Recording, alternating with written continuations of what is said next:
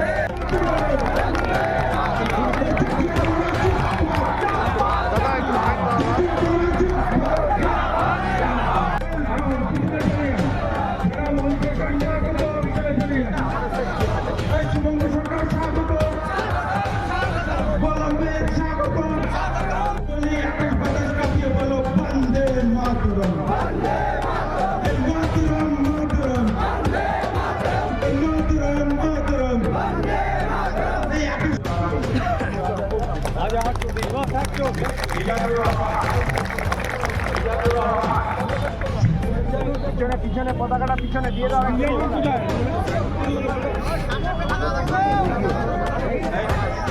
কংগ্রেস লড়বে, এবার মহিলা কংগ্রেসের পতাকা উত্তোলন করবেন সর্বভারতীয় কংগ্রেস কমিটির যুগ্ম সাধারণ সম্পাদিকা অম্বা প্রসাদ মহাশয়া। ওনাকে পতাকা উত্তোলন করবার জন্য অনুরোধ করছি। জয় হিন্দ, বন্দে মাতরম, বন্দে মাতরম। ভারতের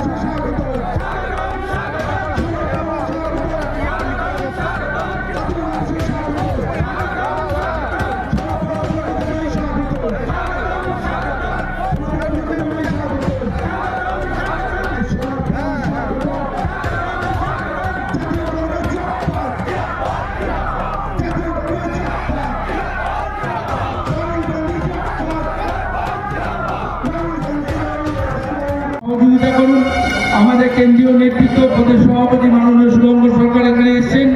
আমরা প্রথমে এখন আমাদের দলের পতাকা উত্তোলন করব, তারপরে আমরা কিছুটা এখানে আমাদের নেতৃত্বের মূল্যবান বক্তব্য শোনার পরে আমরা আমাদের র্যালি শুরু করব। আমি আপনাদের কাছে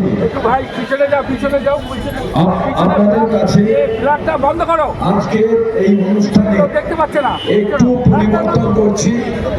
সেটা হচ্ছে প্রথমে ফ্ল্যাগ হোস্টিং করে, এবার আমাদের সর্বভারতীয় কংগ্রেস কমিটির নেতা যারা এসছে তারা বক্তব্য রাখবেন, তারপরে আমরা মিছিল করে আবার এখানে আসবো। তার কারণ এইখানে পতাকা উত্তোলনের পর আমরা এখানে আমাদের দলে যোগদানের পর্ব আছে। সেই যোগদানের পর্ব সমাপ্ত করার পর আপনারা জানেন আমাদের যিনি আজকে যোগদান করবেন খুব গুরুত্বপূর্ণ নেতা, তার নাম আমি বলছি না এখন, তাকে যোগদানের পর তারপরে আমাদের অল ইন্ডিয়া নেতারা বলবেন, এরপরে আমরা মিছিলটা করে আসবো, তা না হলে এখন যদি মিছিল করা হয় পরে অনেকে এখানে ফিরে আসতে কষ্ট হবে। সেক্ষেত্রে আমাদের বক্তৃতার পর মিছিল শুরু হবে।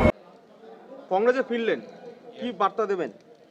সকলকে সমস্ত যে সমস্ত কর্মীরা বসে আছে এবং যে সমস্ত কর্মীরা তৃণমূলে চলে গেছে বা বিজেপিতে চলে গেছে তারা যাতে সমবেতভাবে আবার কংগ্রেসে ফিরে এসে বিগত দিনের মতো কংগ্রেসকে শক্তিশালী করার যাতে চেষ্টা করে।